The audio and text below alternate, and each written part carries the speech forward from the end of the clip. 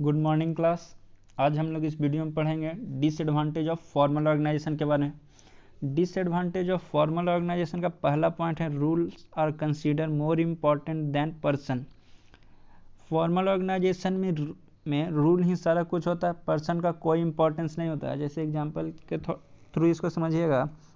मान लीजिए आप परचेज डिपार्टमेंट में काम कर रहे हैं, तो परचेज डिपार्टमेंट का रूल है कि हर एक परचेज डिपार्टमेंट में काम कर रहे हर एक एम्प्लॉय को एक दिन में 10 यूनिट प्रोडक्शन करना है। 10 यूनिट प्रोडक्ट हर एक व्यक्ति को प्रोड्यूस करना है।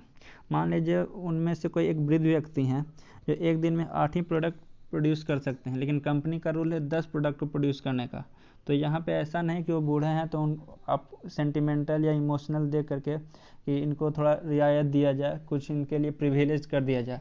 इस तरीके का कोई प्रावधान जो है फॉर्मल ऑर्गेनाइजेशन में नहीं होता। अगर आप 10 प्रोडक्ट प्रोड्यूस नहीं कर सकते हैं तो आपको कंपनी से निकाल दिया जाएगा। ऐसा नहीं कि बूढ़ा है तो इनको 8 ही करेंगे। मतलब व्यक्तिगत तौर पे किसी तरीके का कोई हेल्प या कोई सुनवाई नहीं होता है। रूल ही सारा कुछ होता है। रूल इम्पोर्टेंट होता है, पर्सन नहीं।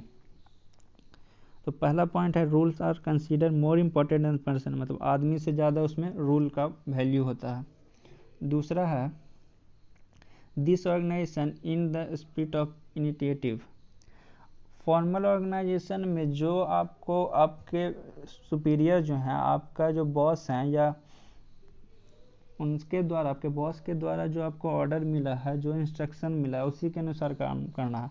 आपको अपने तरफ से कोई पहल नहीं करना। इनिशिएटिव का मतलब होता है अपने तरफ से कुछ क्रिएट करना, कुछ पहल करना, जिसके कारण क्या होता है आपका पहल करने की क्षमता जो है कम हो जाएगा। जैसे कंपनी के टॉप लेवल के द्वारा जितना चीज़ डिसाइड करके आपको दिया गया उसी में काम करना है। अपने तरफ से कोई दिमाग नहीं लगाना है, जिससे क्या होता है लोग सोचना बंद कर देते हैं, अपना पहल क्षमता को कम कर देते हैं, कुछ नयापन लाना नहीं चाहते हैं अपने काम में। जो जैसे काम कर रहे थे वैसे ही काम करते रह जाते हैं, उसमें कोई क्रिएटिव नहीं हो पाते हैं। तो फॉर्मल ऑर्गेनाइजेशन लोगों का क्रिएटिविटी को, इनिशिएटिव को, पहल करने की क्षमता को जो है कम कर देता है या इन कर देता है। देखिएगा excessive and undue use of authority take place in this type of organisation. Formal organisation में कभी कभी क्या होता है कि अथॉरिटी जो दिया जाता है लोगों को, जो अधिकार दिया जाता है, उसका गलत यूज भी मिसयूज करते हैं।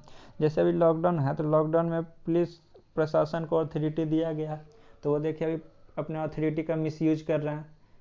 जो लोग काम से भी निकलते हैं उनको भी पीट देते हैं, जो ऐसे भी घूमते रहते हैं उनको भी पीट देते हैं। तो फॉर्मल ऑर्गेनाइजेशन में क्या होता है कि कभी कभी अथॉरिटी का, पावर का जो है मिस यूज किया जाता है। तो फॉर्मल ऑर्गेनाइजेशन का एक ये भी डिसएडवांटेज है, अपने पावर को मिस यूज करना। नेक्स्ट देखिएगा, in this type of organisation procedure, programmes, rules etcetera are followed strictly, that is why frequent change are not possible. Formal organisation में जो है प्रोसीड्यूर, प्रोग्राम, रूल जो है इसको स्ट्रिक्टली फॉलो किया जाता है। पहला पॉइंट में देखें कि इसमें रूल ही सारा चीज़ होता है, पर्सन का कोई इंपॉर्टेंस नहीं है।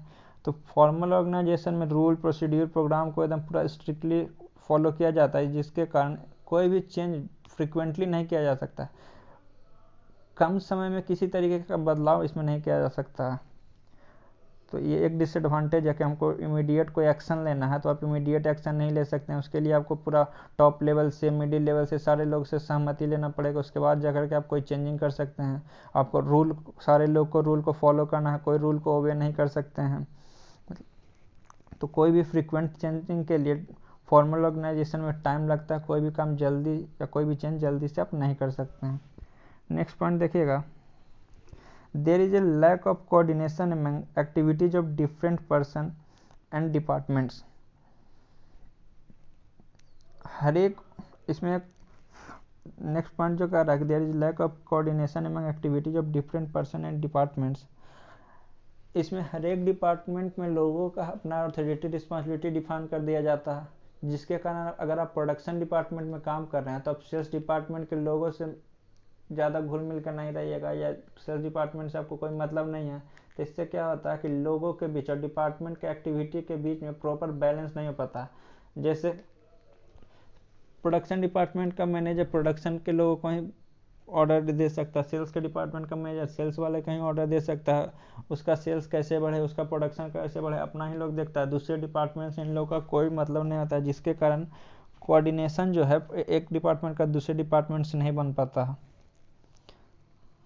नेक्स्ट देखिएगा, no consideration is given to the social and human elements. सामाजिकता और इंसानियत को किसी तरीके का इसमें कोई वैल्यू नहीं दिया जाता। फर्स्ट पॉइंट का ही ये रिवर्स है, जैसे rules are consider more important than person है, उसी का है कि no consideration is given to the social and human elements, मतलब सामाजिक और जो इंसानियत का होता है, ह्यूमन एलिमेंट्स जो जितने भी होते हैं उसका कोई स्थान नहीं है। रूल, रेगुलेशन, प्रोग्राम, ऑब्जेक्टिव, ये सारा कुछ ही सर्वोपरि है। फॉर्मल ऑर्गेनाइजेशन के लिए आदमी का और समाज का इसमें कोई वैल्यू नहीं है, उसके लिए कोई स्थान नहीं दिया गया है। जो रूल है, रूल सारे लोग को फॉलो करना है। तो ये कुछ डिसएडवांटेज है फॉर्मल ऑर्गेनाइजेशन का। थैंक यू, मिलते हैं नेक्स्ट वीडियो में।